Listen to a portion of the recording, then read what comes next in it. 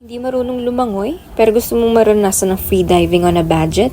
Panoorin mo to. Hi guys! So today, mag-free dive tayo! 4 o'clock AM na. And ang call time natin sa Batangas ay 7:30. Alis na ako dito. Magaganto lang ako, balabal lang. Nag-sleeper lang ako. From Lipa, Batangas, sumakay lang ako ng bus papuntang Batangas Terminal for only 161 pesos. Mga 25 to 30 minutes lang ang biyahe, sapat para magising at maghanda sa buong araw. 5:49 AM na ako nakarating sa Batangas Terminal at pagdating doon, nag-book na lang ako ng angkas for only 412 pesos. Medyo hassle na maghintay ng jeep at mas tatagal pa kaya pinili ko na lang yung mas madali. Around 45 minutes to 1 hour lang ang biyahe, so diretso na. And by 6:48 AM, finally nakarating na ako sa Balay Lawom, Mabini, Batangas kung saan kami mag-free diving. Tahimik pa ang paligid, ramdam mo agad na pang dagat na ang mood. Oo nga pala, I booked their Day Tour Discovery Introduction to Free Diving class for only 1,875 pesos.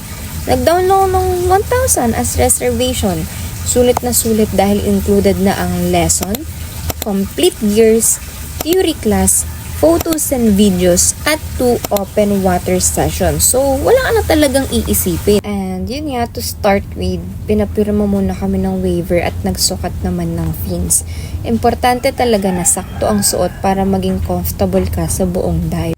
After that, nagsimula na ang lesson. Tinuro na sa amin ng mga basic techniques kung paano mag-dive ng tama at kung paano mag-equalize ng maayos. By 9:30 AM, nag-start na ang first open water session namin.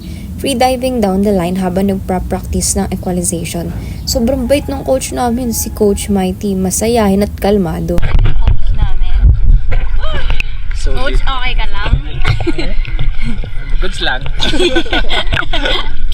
Ang saya kasi ang daming turtles at ang daming fish. Nakaka-relax lang panoorin habang nasa ilalim ka ng tubig. After that, nag-lunch muna ako, konting idlip. At syempre, TikTok muna. By 2:30 PM, nag-proceed naman kami sa second dive. Dito na kami nag-practice ng duck diving.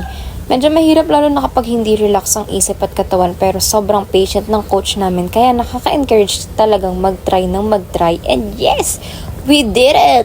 After that, nag-dinner lang ako, 7 PM, umuwi na ako. Nagpasundo lang din ako kay Kuya Adrian dahil wala na ako masasakyan from that resort or madalang na.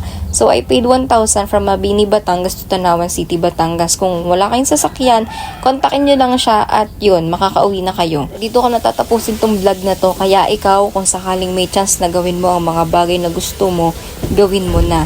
Maraming pagsubok, pero lagi kong hiling at pakiusap, piliin mo palaging maging masaya. Yun lang, salamat! Bye-bye!